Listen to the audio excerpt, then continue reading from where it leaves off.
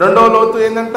మోకాలు లోతు. చెప్పండి. ఇంకా 1000 మూరల కొలిసి ఆయన నడిపించగా ఎంత లోతుకు వచ్చిందంటే చెప్పండి, మోకాళ్ళ లోతు వచ్చేసిందంట. ప్రైజ్ ది లార్డ్, హల్లెలూయా. చెబుదాం ఒకసారి, హల్లెలూయా. మోకాలు లోతు అంటే ఇది దేనికి సాదృశ్యం అంటే మోకాళ్ళ ప్రార్థన జీవితానికి సాదృశ్యం. ఏమంటున్నారా? దేనికి సాదృశ్యం అంటే ఇది మోకాళ్ళ ప్రార్థనకు సాదృశ్యము. ప్రార్థన అనేక భంగిమలో చేయొచ్చు. కూర్చొని ప్రార్థన చేయొచ్చు, నిలబడి ప్రార్థన చేయొచ్చు, పడుకొని ప్రార్థన చేయొచ్చు, నడుచుకుంటూ ప్రార్థన చేయొచ్చు. అయితే అన్నిటికంటే శ్రేష్టమైన ప్రార్థన ఏంటంటే మోకరించి ప్రార్థన చేయటం. ప్రైజ్ ది లార్డ్, హల్లెలూయా. అన్నారా? అన్నిటికంటే శ్రేష్టమైనది ఏంటంటే మోకాళ్ళని ప్రార్థన చేయట. అది చాలా ఆయనట ప్రాముఖ్యమైనది. కాబట్టి ప్రియమైన దేవుని బిడ్డలారా, ఈ మోకాళ్ళ ప్రార్థనా జీవితాన్ని మనం ఏందంటే కలిగి ఉండాలి. చూడండి, మోకాళ్ళు ఎంత నల్లబడతాయో వాళ్ళ మోకాళ్ళు అంత తెల్లగా ఉంటాయంట అని భక్తులు చెబుతున్నారు. ఏమండి? కాబట్టి మోకాళ్ళ అనుభవం ఉండాలి. ఏ అనుభవం ఉండాలి చెప్పండి? మోకాళ్ళ అనుభవం ఉండాలి. మోకరించి మనం ప్రార్థన చేసినప్పుడు మన మోకాళ్ళు ఏంటంటే కాయాలి. చూడండి, దాన్ని బట్టే మనం ఆ మోకాళ్ళను బట్టే చెప్పేస్తారంట వీళ్ళు ప్రార్థనా పరుల ప్రార్థన చేయనటువంటి వారు అనేది తెలిసిపోతూ ఉంటుంది. ప్రేమైంది. కాబట్టి మనం గమనించినట్లయితే ఏమండి, ఒక వ్యక్తి ఒక టైలర్ వచ్చి చెబుతూ ఉన్నాడంట. ఒక ఓనర్ దగ్గరికి వచ్చి ఏమని చెబుతున్నాడంటే, అయ్యా ఇదిగో నేను మరి మీ దగ్గర పని చేస్తూ ఉంటాను, నాకు జీతం ఇవ్వాలి అని చెప్పేసి, నేను మంచి టైలర్ని, నేను అన్ని డ్రెస్సులు కుడతాను, ప్యాంట్ షర్ట్లు మరి లేడీస్ అన్నీ కూడా కుడతా ఉంటాను, నాకు చాలా ఎక్స్పీరియన్స్ ఉంది, మరి రేపు రాంచి నేను పనిలో పెట్టుకోండి సార్ అని చెప్పేసి ఆ ఓనర్ అడుగుతూ ఉన్నాడంట. అండ్ ఓనర్ అడుగుతూ ఉంటుంటే అతను అన్నాడు, సరేలే పెట్టుకుంటాలే కానీ ఒకసారి నీ ఏళ్ళు చూపియు అన్నాడంట. ఏదంట? ఒకసారి నీ ఏళ్ళను చూపి అని చెప్పేసి అంటే ఆ ఏళ్ళు చూసేసరికి ఆ ఏళ్ళుక ఏందంట, కాయలో లేవు. చూడండి, టైలరింగ్ చేసే వాళ్ళకి ఏముంటుంది చెప్పండి, కట్ చేసి బట్టలు కట్ చేసి ఏం చేస్తాయి, కాయలు కాస్తూ ఉంటాయి. ఆ కాయలను బట్టి ఇతడు టైలరో కాదో తెలిసిపోతుందంట. ప్రైజ్ ది లార్డ్, హల్లెలూయా. ఇక వెంటనే అయ్యా నిన్ను పనిలో పెట్టుకొని నేను వద్దులే నాయన. ఏం సార్ అంటే నీకు టైలరింగే రాదు. ఎందుకని? టైలర్కి వాడు కట్ చేసి కాళ్ళు ఏళ్ళు ఏమవుతాయంట, కాయలు కాస్తావు, నీకు ఆ అనుభవం లేదు. ఆ విధంగానే రెండో అనుభవం ఏంటంటే మోకాళ్ళ లోతు అనుభవాన్ని మనము కలిగి ఉండాలి. చూడండి, ఉదాహరణకి మనం గమనించింది ఎన్ని సంవత్సరాలంట, ఆనోకు నుండి అబ్రహాము వరకు ఇది సంవత్సరాలు అన్నమాట. మొత్తం ఏంటంటే 2000 సంవత్సరాలు. ప్రైజ్ ది లార్డ్, హల్లెలూయా. ఒకటేమో ఆదాము నుండి ఆనోకు వరకు 1000 సంవత్సరాలు. రెండోది ఏంటంటే చెప్పండి, ఆనోకు నుండి అబ్రహాము వరకు 1000 సంవత్సరాలు. చూడండి, అబ్రహాము ఎవరంట? ప్రార్థనా పరుడు. అమ్మ విన్నారా? అబ్రహాము ప్రార్థనా వీరుడు.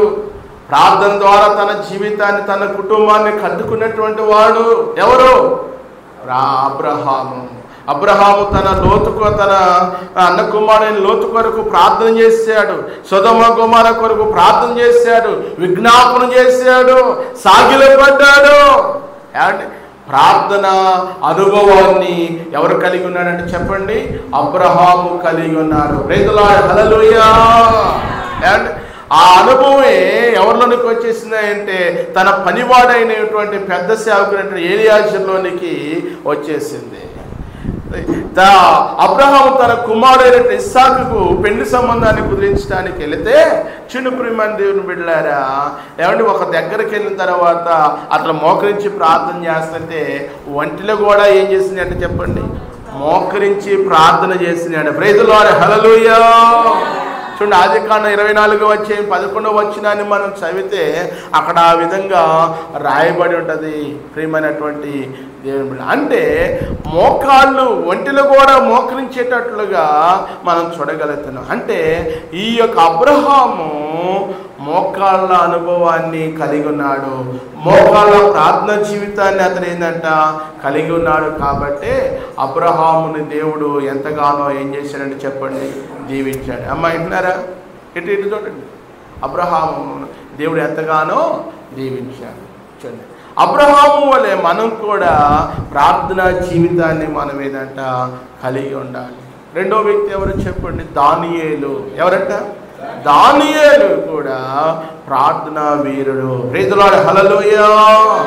దానియేలు గ్రంథం 6వ అధ్యాయం 10వ వచనాన్ని మనం చదివితే దేవుని యొక్క వాక్య విధంగా రాయబడి ఉన్నది. ప్రియమైన దేవుని బిడ్డలారా, దానియేలు గ్రంథము చూడండి, 6వ అధ్యాయం 10వ వచనాన్ని మనం చదివితే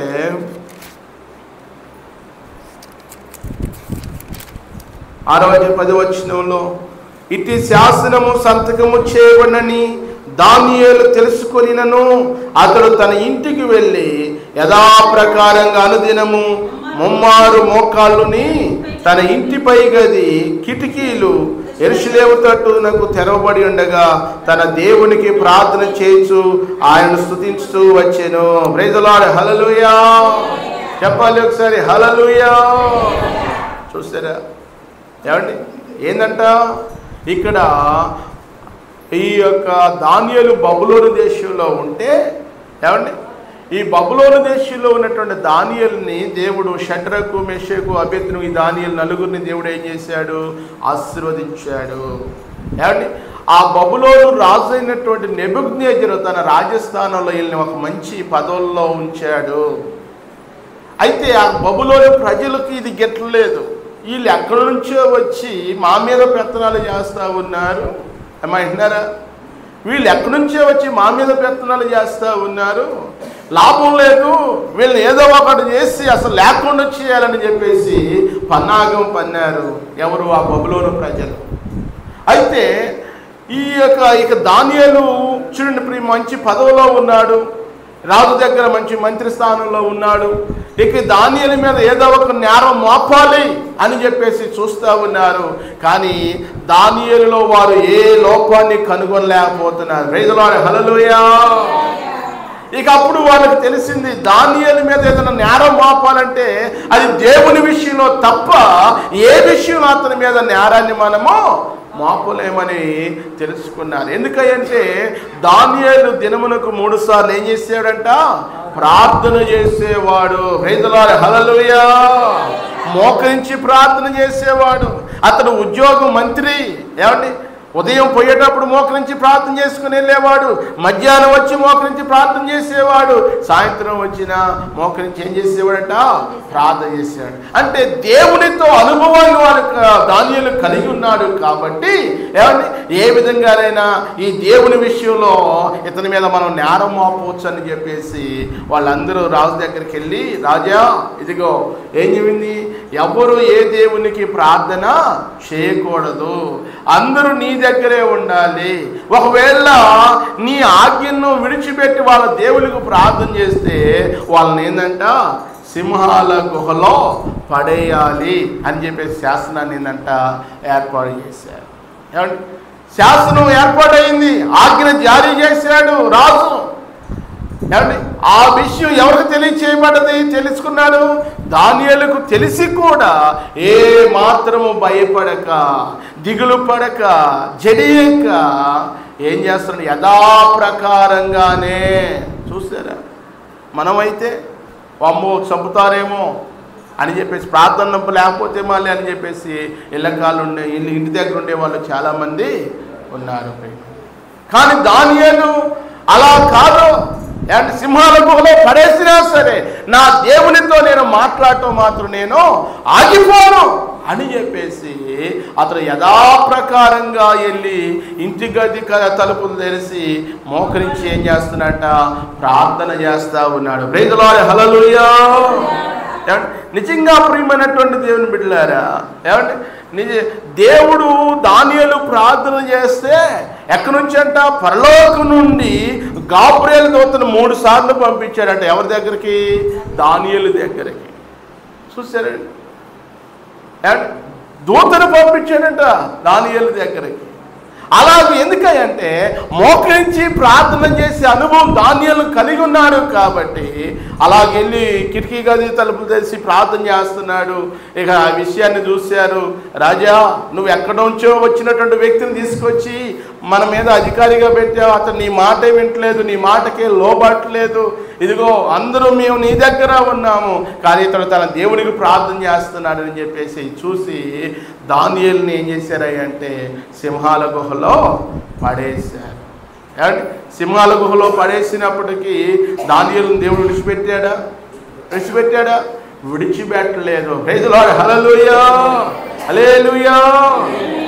దానియేలుని ఏమి చేయలేకపోయినాయి, ఏది సింహాలు. ఎందుకంటే సింహాల నోలను ఆయన ఏం చేశాడంట, మూసేశాడు. ప్రైజ్ ది లార్డ్, హల్లెలూయా. కాబట్టి ప్రియమైన దేవుని, ఎందుకంటే దేవునికి అసాధ్యమైనది ఏది కూడా లేదు. అక్కడ సింహాల గుహలో పడేసిన దానియేలు మోకరించి ఏం చేస్తున్నాడు, ప్రార్థన చేస్తావు. అండ్ తన చుట్టూరు సింహాలు తిరుగుతున్నాయి తప్ప అతని దగ్గరికి రావట్లేదు. ఎందుకని? ఈ ప్రార్థనా జీవితాన్ని కలిగి ఉన్నాడు. సహోదరా, సహోదరి, నీవు కూడా మోకరించి ప్రార్థన చేయగలిగితే ఏ దుష్ట శక్తులు కానీ, అంధకార శక్తులు కానీ, ఏ అపాయం కానీ ఏది కూడా నీ వద్దకు రానే రాదు. ఎందుకంటే దేవుడు నీ చుట్టూరు ఏముంచుతాయంటే పరలోపు అగ్నిని కంచెగా ఉంచుతాడు. ప్రైజ్ ది లార్డ్, హల్లెలూయా. అండి, అలాంటి అనుభవం ఉందా మనకు? మోకరించి ప్రార్థన చేసే అనుభవం ఉందా? మోకరించి ప్రార్థన చేయాలి. ఏ సంఘంలో అయితే మోకాళ్ళ నుండి ప్రార్థన చేస్తారో ఆ సంఘం అభివృద్ధి అవుతుంది. ఎవరైతే మోకరించి ప్రార్థన చేస్తారో ఆ కుటుంబం దీవించబడుతుంది, ఆ కుటుంబం ఆశీర్వదించబడుతూ ఉంటుంది, అభివృద్ధి అవుతూ ఉంటుంది. ప్రియమైనటువంటి దేవుని బిడ్డలారా, మోకాళ్ళ అనుభవాన్ని కలిగి ఉండాలి. అంటే నీకు ఆరోగ్య పరిస్థితిని బట్టి ఏమంటే మోకరించగలిగితే నువ్వు మోకరించి ప్రార్థన చేసి దానికంటే శ్రేష్టమైనది ఏది కూడా లేదు. ఒక కుష్టి వ్యాధి కలిగినటువంటి వ్యక్తి యేసు ప్రభు దగ్గరికి వచ్చి మోకరించి, అయ్యా నీకు ఇష్టమైతే నన్ను శుద్ధినిగా చేయి, నన్ను బాగు చేయని చెప్పేసి యేసు ప్రభుని అడిగాడు. ఏమంటే దేవుడు యేసు ప్రభు అతను చూసి ఏం చేశాడంటే చెప్పండి, స్వస్థపరిచినట్లుగా మనం చూడగలుగుతా ఉన్నాం. ప్రియమైనటువంటి దేవుని బిడ్డలారా, ఏమండి రెండవది ఏంటంటే చెప్పండి, మోకాళ్ళ అనుభవము. ప్రైజ్ ది లార్డ్, హల్లెలూయా. మోకాళ్ళ లోతు అంటే ఏంటంట, ఇది మోకాళ్ళ జీవితానికి, ప్రార్థన జీవితానికి సాదృశ్యంగా. ఎవరైతే మోకరించి ప్రార్థన చేస్తూ ఉంటారో దేవుని, అందుకనే రండి మనం సాగిలపడి ఆయన సన్నిధిలో ఏం చేయాలంట, మోకరించాలి. మనం సృజించిన యెహోవా సన్నిధిలో మనము మోకరించాలి. ప్రైజ్ ది లార్డ్, హల్లెలూయా, హల్లెలూయా. అత్యున్నత సింహాసనముపై ఆసీనుడా, దేవదూతలు ఆరాధించు పరిశుద్ధుడా, యేసయ్యా నా నిలువెల్ల నిండి ఉన్నావు, నా మనసారని సన్నిధిలో సాగిలపడి నమస్కారము చేసేదా, సాగిలపడి నమస్కారము చేసేదా, నా మనసారని సన్నిధిలో సాగిలపడి నమస్కారము చేసేదా, సాగిలపడి నమస్కారము చేసేదా, పరిమళించునే నా జీవితమే,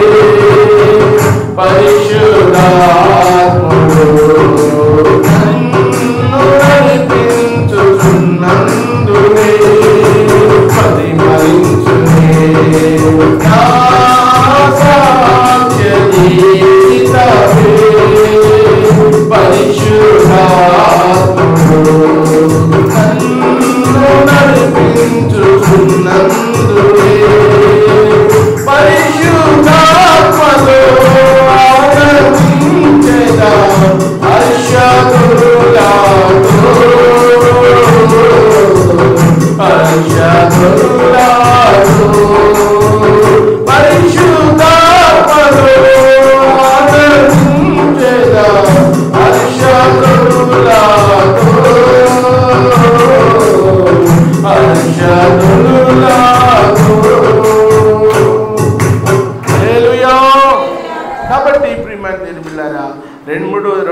ఏంటంటే చెప్పండి, మోకాళ్ళ లోతు అనుభవాన్ని కలిగి. ఒకటి ఏంటంట చీలమండల లోతు, రెండోది ఏంటంట మరలా ఆయన 1000 మూటలు కొలిసి ఆయన ఎక్కడికి నడిపించాడంట. మూడోది ఏంటంటే చెప్పండి, మొలలోతు. ప్రైజ్ ది లార్డ్, హల్లెలూయా. మొలలోతు, మొల అంటగా నడుము లోతు. అమ్మ వింటున్నారా? నడుము లోతు వచ్చేసింది. ఇప్పుడు ఎంత లోతు వచ్చేసింది? నీళ్ళు నడుము లోతు వచ్చేసింది. కాబట్టి ప్రియమైన దేవుని బిడ్డలారా, ఈ మూడవ అనుభవాన్ని మనం గమనించినట్లయితే నడుము కట్టుకొని ఏం చేస్తారు? నడికట్టు కట్టుకొని ఏం చేస్తూ ఉంటారు? పని చేస్తూ ఉంటారు. పని చేసే వాళ్ళు ఏం చేస్తారు చెప్పండి? నడికట్టుకొని ఏం చేస్తారు? పని చేస్తారు. గట్టిగా బిగించుకొని ఎంత కష్టమైన పని అయినా సరే ఏం చేస్తూ ఉంటారు? పని చేస్తూ ఉంటారు. అంటే మూడోది ఏందయ్యా అంటే మొలలోతు అనగా దేనికి సాదృశ్యంగా ఉందయ్యా అంటే పని చేయటానికి సాదృశ్యంగా ఉంది. నడుము కట్టుకొని పని చేయట. ప్రైజ్ ది లార్డ్, హల్లెలూయా. ఏం కట్టుకొని? నడుము కట్టుకొని ప్రార్థన చేయట, పని చేయట. నిజంగా ప్రియమైన దేవుని బిడ్డలారా, ఒకసారి యేసు ప్రభు వారు అంటున్నారు చూడండి, లూకా సువార్త 17వ అధ్యాయంలో 7-8 వచనాన్ని చదివితే యేసు ప్రభు వారు అక్కడ ఈ విధంగా మాట్లాడుతూ ఉన్నాడు. లూకా సువార్త 17వ అధ్యాయము 7-8 వచనాల్లో,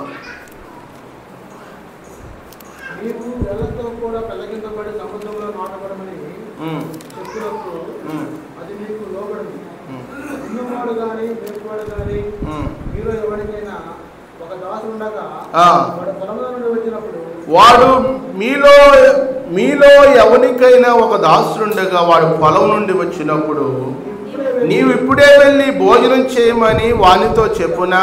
చెప్పడు. అంతేకాక నేను భోజనము చేయుటకై ఏమైనా సిద్ధపరిచి నడుము కట్టుకొని నేను అన్నపానములు పుచ్చుకొని వరకు నాకు పరిచారము చేయము. అటు తర్వాత నీవు అన్నపానములు పుచ్చుకొని వచ్చునని వానితో చెప్పును గాని. ప్రైజ్ ది లార్డ్, హల్లెలూయా. మనకు ఒక దాసుడు ఉన్నాడు అనుకోండి, ఆ దాసుడు దగ్గరికి వెళ్ళి చిన్న ప్రియమైన దేవుని బిడ్డలారా ఏమడుగుతున్నాడంట? ఏమంటున్నాడు? నువ్వు ఇప్పుడే వెళ్ళి భోజనం చేయమని వానితో చెప్తాడా? అరే నువ్వు వెళ్ళి ఏమన్నా పోయి భోజనం చేయమంటాడా? చెప్పడు. నేను భోజనం చేసే వరకు ఇక్కడ నువ్వు నడుము కట్టుకొని నిలబడు, నాకేది కావాలంటే నీవు అది సాయం చేసిన తర్వాత నేను తిన్న తర్వాత నువ్వు వెళ్ళి ఏందంట తినిరా అన్నట్లుగా చెబుతూ ఉంటాడు. ప్రైజ్ ది లార్డ్, హల్లెలూయా. అంటే ఒక దాసుడు అంటే దాసుడు గినక ఏ విధంగా అయితే నడుము కట్టుకొని ఏ విధంగా అయితే పని చేయటానికి ఎదురు చూస్తూ ఉంటాడో ఆ విధంగా ఏదంట పని చేయట. చూడండి ప్రియమ, ఇది ఏ కాలం వరకు అంట? అబ్రహాము కాలం నుండి సొలొమోను కాలం వరకు. ప్రైజ్ ది లార్డ్, హల్లెలూయా. 1000 సంవత్సరాలు. అబ్రహాము నుండి సొలొమోను వరకు ఎన్ని సంవత్సరాలు అంట? 1000 సంవత్సరాలు. సొలొమోను పాత నిబంధనలో ఆయన ఏం పని చేశాడయ్యా అంటే దేవుని మందిరం కట్టే విషయంలో చాలా ఏం చేశాడు? ప్రయాసపడ్డాడు. ప్రైజ్ ది లార్డ్, హల్లెలూయా. సొలొమోను దేవుడు ఏర్పాటు చేసుకున్నాడు. దావీదు కుమారుడైన సొలొమోను దేవుడు ఏర్పాటు చేసుకున్నాడు. దావీదుకు దేవుని మందిరం అంటే పిచ్చి. ఏమండి, దావీదు మందిరం కట్టాలని ఆశపడ్డాడు, కానీ దావీదు వల్ల కాదు, నీకు పుట్టిన కుమారుడు ఏం కడతాడు? మందిరం కడతాడు అని చెప్పేసి దేవుడు చెప్పాడు. సొలొమోను దేవుడు కోరుకున్నాడు. ఏమండి, సొలొమోను ద్వారా మందిరం కట్టడానికి ఎంతగానో కృప చూపాడు. ప్రియమైనటువంటి దేవుని బిడ్డలారా, ఏమండి ఇక్కడ మనం గమనించినట్లయితే మరి పాత నిబంధనలోనేమో ఏదంట మందిరం కట్టడానికి, మరి కొత్త నిబంధనలోకి వచ్చిన తర్వాత ఏంటి? సంఘం కట్టడం. ప్రైజ్ ది లార్డ్, హల్లెలూయా. సంఘం కట్టడం అంటే చాలా ఏదంట ఏదో తేలికైన పని కాదు ప్రియమైన దేవుని బిడ్డ. నాకు తెలుసు ఏమంటే ఇక్కడ ఈ సంఘం ఏర్పడటానికి దైవజనులు దాని వెనకాల ఎంత ప్రయాసపడ్డారు, వారు ఎంత కష్టపడ్డారో నాకు తెలుసు. అండ్ వాళ్ళు ఈ రావటానికి సరైన మార్గమే లేదు, అప్పుడు రోడ్డే లేదు, అంత అంధకారంగా ఉండేది, చీకటి. ఏమండి సరైన రోడ్డు లేదు, సరైనటువంటి వసతి లేదు, సరైనది ఏమీ లేదు. చూడండి ప్రియమైన దేవుడు, అయినా పిలిచిన దేవుడు ఎవరంట? నమ్మదగిన దేవుడు అని చెప్పేసి. ఏమండి అప్పుడు వాళ్ళు అమ్మగారు అయ్యగారు ప్రతి వారం కూడా ఇక్కడికి వచ్చి వాళ్ళు ఏం చేసేవాళ్ళు? ప్రార్థన చేసి వెళ్ళేవారు. ఏమండి ప్రార్థన చేసి వెళ్ళి ఒక స్థలాన్ని దేవుడిస్తే అది మందిరం వేస్తే అదేమైపోయింది? కాలిపోయింది. తర్వాత మళ్ళా దేవుడు ఎంతగానో కృప చూపాడు. ఎన్నో జరిగినాయి ప్రియమైన దేవుని బిడ్డలారా. అయినప్పటికీ దేవుడు ఈ పరిచర్యను ఏంటంట? విడిచిపెట్టలా. దైవజనులు పడిన ప్రయాసం ఏం చేయలేదంట? విడిచిపెట్టలా. ప్రైజ్ ది లార్డ్, హల్లెలూయా. ఒకవైపు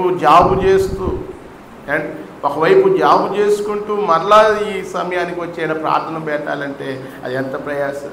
ఒకసారి చెప్పారు, అండ్ మావాడికి ఏందండి వాళ్ళ జరాజ్ గారు అంటే మావాడికి ఏందండి ఈ పిచ్చి అనేవాడు. ఎందుకురా నీకు ఈ బాధ, ఎందుకురా ఎక్కడికో పోయి అన్నీ చేయటం ఏంటికిరా, బంగారం నీకు జీతం వస్తుంది, హాయిగా ఉండొచ్చు కదా అని చెప్పేసి అనేవాడు. కాదు, ఎందుకంటే నేను దేవుని పని చేయాలి, సంఘాన్ని కట్టాలి, సంఘాన్ని దేవుని గురించి అనేకులకు ప్రకటించాలి అనే ఉద్దేశంతో, అది కష్టమైన భారమైనా సరే వారు వారం మానక దేవుని సన్నిధికి వచ్చి ఇక్కడ వారు ఉపవాసాలుండి కన్నీరు కాచి ఆత్మల రక్షణ కొరకు వారు ఎంతో ఏం చేశారంటే ప్రయాసపడ్డారు. ప్రైజ్ ది లార్డ్, హల్లెలూయా. ఆ ప్రయాస ఎప్పటికీ ఏం కాదంటే చెప్పండి, వ్యర్థం కాదు ప్రియమైన దేవుడు. సొలొమోను దేవుని మందిరాన్ని కట్టడానికి ప్రయాసపడ్డాడు. ఏమంటే ఎంతో ప్రయాసపడ్డాడు ఆ మందిరం కట్టడానికి. ఈనాడు నూతన నిబంధన కాలంలో సంఘం కట్టాలంటే ఎంత ప్రయాసం అండి. దాన్ని రోజున సంఘస్థులు గ్రహించలేకపోతా ఉన్నారు. ప్రియమైనటువంటి దేవుని బిడ్డలారా, ఏమండి అన్నీ ఏమున్నా లేకపోయినా దేవుని కొరకు కడుపు కట్టుకొని ఉపవాసం ఉండి మీ కొరకు ప్రార్థన చేస్తూ అయ్యా ఆత్మను నడిపించండి అని చెప్పేసి భారం కలిగి మొరపెడతారు. కానీ దీన్ని ఏం చేయలేకపోతున్నారు చెప్పండి? గుర్తించలేనటువంటి వారుగా ఉన్నారు. ప్రైజ్ ది లార్డ్, హల్లెలూయా. సేవకుని యొక్క భారాన్ని గుర్తించలేనటువంటి వారుగా ఉన్నారు ఈనాడు సంఘం. సేవకునికి సహాయపడేవారుగా ఏదంటండి లేకుండా పోతా ఉన్నారు ప్రియమైన దేవుడు. కాబట్టి మూడో అనుభవం ఏంటయ్యా అంటే ఏదంటే చెప్పండి, మళ్ళీ అనగా నడుము లోతుకు వచ్చేసింది. చిన్న ప్రియమైన దేవుడు అంటే ఏం చేయాలంటే నడుము కట్టుకొని ఏం చేయాలి? ప్రార్థన పని చేయాలి. ఇటు ప్రార్థన చేయాలి, ఇటు దేవుని పని చేయాలి. చూడండి, ఎందుకంటే మన పని ఎంతగైతే ముందుకు సాగిపోతా ఉందో శత్రువు కూడా ఆ విధంగానే మన మీద ఏం చేస్తాడు? వాడు పని చేస్తూ ఉంటాడు. శత్రువును జయించాలంటే ప్రార్థన చేయాలి, ఇటు పని చేయాలి. ఇటు పని చేస్తూ ప్రార్థన చేయాలి. ఎప్పుడైతే అలాగూ మనం చేస్తూ ఉంటామో, ఏమండి ఉదాహరణకి నెహెమియా కూడా చూడండి, ఏమండి మందిర ప్రాకారాలు పడగొచ్చినప్పుడు ఏం చేశాడు? భారం కలిగి నెహెమియా బబులోను దేశం నుండి వచ్చేసి చిన్న ప్రేమ దేవుని బిడ్డలారా అక్కడ ఉన్నటువంటి యూదులందరినీ కూడా సమకూర్చి, ఏమండి ఇక్కడ దేవుని మందిరాన్ని మనం కడదాం, అయ్యో మన పితరుల మందిరం పాడైపోయింది, ప్రాకారాలు పాడైపోయినాయి, తగలబడ్డాయి, తిరిగి కడదాం రండని చెప్పేసి ఏమండి వారందరిని సమకూర్చినప్పుడు ఆ మంచి పని చేయటానికి పూనుకున్నప్పుడు శత్రువు లేచాడు. ప్రైజ్ ది లార్డ్, హల్లెలూయా. టోబియా సన్బాల్టో అనేటువంటి వ్యక్తి వాళ్ళు లేచి ఏ విధంగానైనా సరే ఈ పనిని ఏంటంట ఆపు చేయాలని చెప్పేసి వారి కంకణం కట్టుకున్నారు. అయినా సరే వారు పట్టుదల కలిగి ఏం చేశారు? వారు పనిని పూర్తి చేశారు. ఒక చేతిలో ఆయుధం పట్టుకున్నారు, ఒక చేతిలో టాపీ పట్టుకొని ఏం చేస్తున్నారు? నడుము కట్టుకొని ఏం చేస్తున్నారంట? నడుము బిగించుకొని ఒక చేతితో ఆయుధం, ఒక చేతితో టాపీ పట్టుకొని ఏం చేస్తున్నారు? ప్రార్థన చేస్తూ ఉన్నారు. అలా వారు ప్రార్థన చేశారు. ఒక చేతితో ఆయుధం, ఒక చేతితో పనిముట్టు పట్టుకొని పని చేయటం వలన దేవుడు ఆ మందిర ప్రాకారం పని పూర్తి చేశారు. గట్టిగా చెప్పులు కొడదాం. ప్రైజ్ ది లార్డ్, హల్లెలూయా, హల్లెలూయా. మన జీవితంలో కూడా ఇటు పని చేయాలి, ప్రార్థన చేయాలి. ఈ రెండూ లేకపోతే సాతాను మన మీద ఏం చేస్తాయంటే దాడి చేస్తూ ఉంటాడు. ప్రియమైనటువంటి దేవుని బిడ్డ, ఏమంటే ప్రార్థన మన ఊపిరిగా ఉండాలి. సమూయేలుని అన్న ప్రార్థన ద్వారానే ఆమె ఏం చేసిందంట? దేవునికి మొక్కుకొని ఏం చేసింది? కన్నది. ప్రార్థన అనే ఉగ్గుపాలతో సమూయేలుని పెంచింది.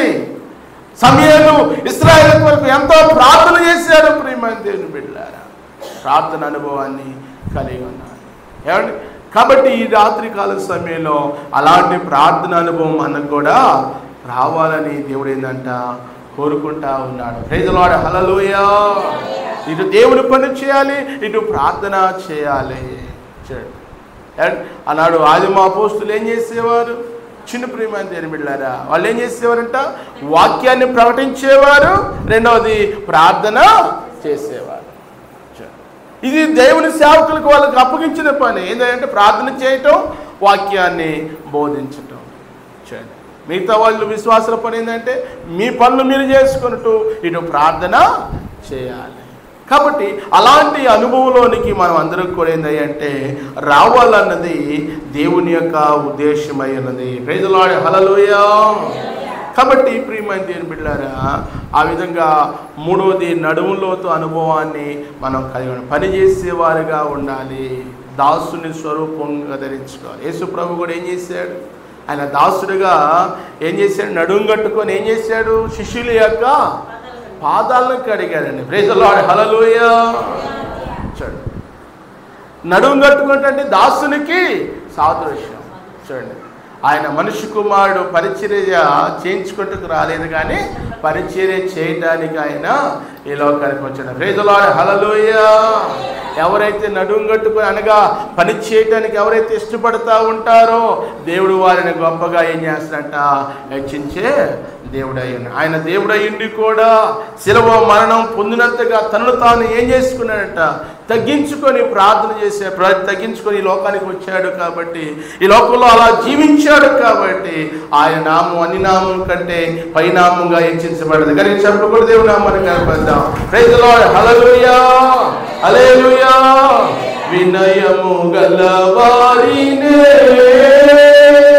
తగిన సమయములో హెచ్చించువాడవని,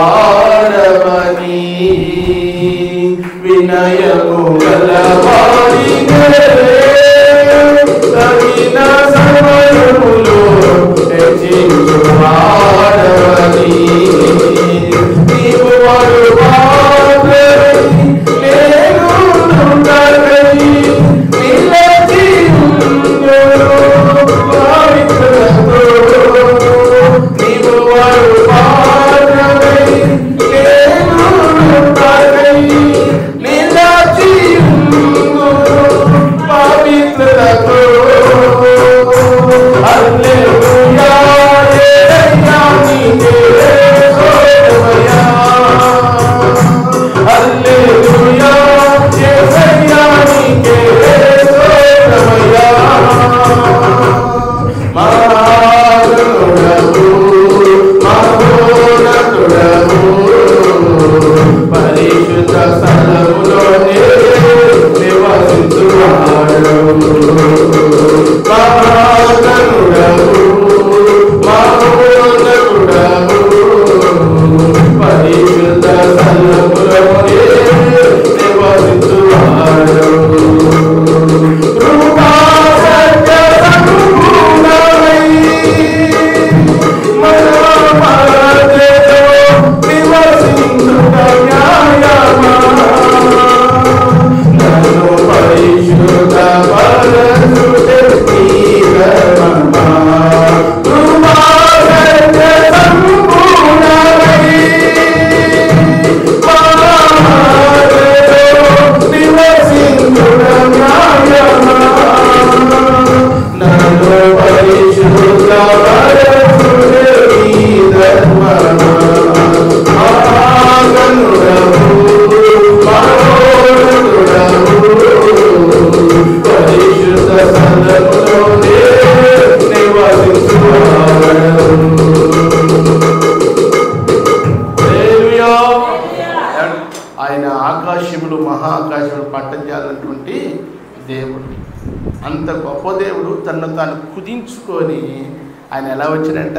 ఒక మానవుడిగా ఆయన ఈ లోకానికి వచ్చాడు. ప్రైజ్ ది లార్డ్, హల్లెలూయా. చూడండి, ఆయన ఏమై ఉన్నాడు? అగ్ని అయి ఉన్నాడు. ఏమై ఉన్నాడు? అగ్ని అయి ఉన్నాడు. చూడండి, డైరెక్ట్గా కరెంటు మన దగ్గరకు వస్తే మనం బ్రతకగలుగుతామా? బ్రతకలేము. అందుకనే మధ్య మధ్యలో ఏం చేస్తారు, ట్రాన్స్ఫరాలు పెడతా ఉంటారు. ఏమంటే ఆ ట్రాన్స్ఫర్లో నుంచి ఇళ్లలోకి, బజార్లో నుంచి మళ్ళీ ఎక్కడికి, ఇళ్లలోనికి. ఎందుకని డైరెక్ట్గా వస్తే ఎవరు కూడా తట్టుకోలేరు. ఆయన కూడా తనను తాను కుదించుకొని, తను తాను రెచ్చుకునిగా చేసుకొని మానవుడిగా ఆయన లోకానికి ఏంటంట వచ్చినట్లుగా మనము చూడగలుగుతా ఉన్నాం. కాబట్టి ఆయన వచ్చి ఏం చేశాడు, ఒక దాసునిగా ఈ లోకంలో జీవించాడు. ప్రైజ్ ది లార్డ్, హల్లెలూయా. కాబట్టి మనం కూడా ఏముండాలంటే, మూడో అనుభవం ఏంటంటే చెప్పండి, ఏంటంట, నడుము కట్టుకొని పని చేయాలి. ఏం పని చేయాలి మనం? దేవుని పని. ఏంటి దేవుని పని? ప్రార్థన చేయటే దేవుని పని. ఇటు మన పని చేసుకోవాలి, ఇటు దేవుని పని కూడా చేయాలి. కాబట్టి నెహెమియా కాలంలో అలాగే చేశారు. అందుకనే వారు పడిపోయిన ప్రాకారాలను వారు ఏంటంట కట్టగలిగారు. ప్రియమైన దేవుడు. కాబట్టి నాలుగోది మనం గమనించినట్లయితే, మరలా ఆయన 1000 మోరలు నడిపించగా ఎంతంట, దాటలేని వీళ్ళు లేనంత, కొట్టుకు మునిగిపోయేంత లోతులోనికి ఏంటంట నడిపించాడు. ప్రైజ్ ది లార్డ్, హల్లెలూయా. చెప్పాలి ఒకసారి, హల్లెలూయా. అంటే ఇక శేలమన్న లోతు, మోకాళ్ళ లోతు, నడుము లోతు, ఇప్పుడు కొంచెం ముందుకు నడిపించడానికి మునిగిపోయేవాడు ఏం చేస్తాడు చెప్పండి? ఇక ఏదాలి అన్నమాట. ఏం చేయాలి? ఏదాలి. ప్రైజ్ ది లార్డ్, హల్లెలూయా. ఈత వచ్చి ఉండాలి ప్రియమైన దేవుని బిడ్డలారా. ఏమంటే ఇదే అనుభవాన్ని ఏంటంటే కలిగినటువంటి వారుగా ఉండాలి. చిన్న ప్రియమైన దేవుని బిడ్డలారా. ఎందుకయ్యా అంటే, ఏమండి, పరిపూర్ణమైనది వచ్చినప్పుడు ఏమవుతుందంట, అసంపూర్ణమైనది ఏమైందంట, తొలగిపోతా ఉంది. Praise the lord, hallelujah. And పరిపూర్ణమైనది వచ్చినప్పుడు పూర్ణము కానిది ఏమైపోద్దంట, తొలగిపోతుంది. అంటే ఇక లాస్ట్కి ఏ కాలం నుంచి, సొలొమోను కాలం నుండి ఇప్పుడు ఎవరి కాలం వరకు? యేసు ప్రభు కాలం వరకు. చూడండి, యేసు ప్రభు కాలంలోనికి వచ్చిన తర్వాత సత్యం ఏంటో మన అందరికీ ఏంటంట బయటికి వచ్చేసింది. అమ్మ విన్నారా? ఒకప్పుడు సత్యం ఏంటో మనకు తెలియదు. ఎందుకంటే దేవుడు ఈ గ్రంథాన్ని మనకి ఇచ్చాడు. విన్నారా? దేవుడు ఈ గ్రంథాన్ని మనకి ఇచ్చాడు. ఈ 66 పుస్తకాలు దీనిలో ఉన్నాయి. చూడండి, ఆయన వచ్చిన తర్వాత ఏందయ్యా అంటే అసత్యం అనేది వెళ్ళిపోయింది ప్రియమైన దేవుని బిడ్డలారా. పూర్ణమైనది వచ్చినప్పుడు పూర్ణము కానిది ఏంటంట వెళ్ళిపోతుంది. ఇక ఇప్పుడు ఏందయ్యా అంటే ఈ దేవుని యొక్క వాక్యాన్ని దేవుడు మనకి ఇచ్చాడు. ప్రైజ్ ది లార్డ్, హల్లెలూయా. ఈ వాక్యం ఎలాంటిది అంటే అద్దము లాంటిది. ఎలాంటిదంటే చెప్పండి? అద్దము లాంటిది. దేవుడు అంటే ఎవరు? వాక్యమే దేవుడు. యోహాను సువార్త 1వ అధ్యాయం 1వ వచనం అంటాడు, ఆదియందు వాక్యము ఉండెను, వాక్యము దేవుని యొద్ద, ఆ వాక్యమే దేవుడై ఉండెను. చూడండి, వాక్యమే దేవుడై ఉన్నాడు. చూడండి, వాక్యం ఎలాంటిదంటే అద్దం లాంటిది. అద్దం ఎప్పుడు అబద్ధం చెప్పదు. నీకే మచ్చలు ఉన్నాయో, ఎక్కడ ఏమండి బాగలేదో అన్నీ తెలియజేసేది అంట అద్దం. కాబట్టి మనం కూడా దేవుని యొక్క వాక్యం దగ్గరకు వచ్చినప్పుడు, దేవుని యొక్క వాక్యాన్ని మనం చదువుతున్నప్పుడు, దేవుని యొక్క వాక్యాన్ని మనం వింటున్నప్పుడు మనలో ఉన్నటువంటి మచ్చ, మనలో ఉన్నటువంటి డాగు, మనలో ఉన్నటువంటి కల్మోషం, మనలో ఉన్నటువంటి ఏమంటే సమస్తం ఏంటంట పోగొట్టుకొని మనం ఏం చేయాలంట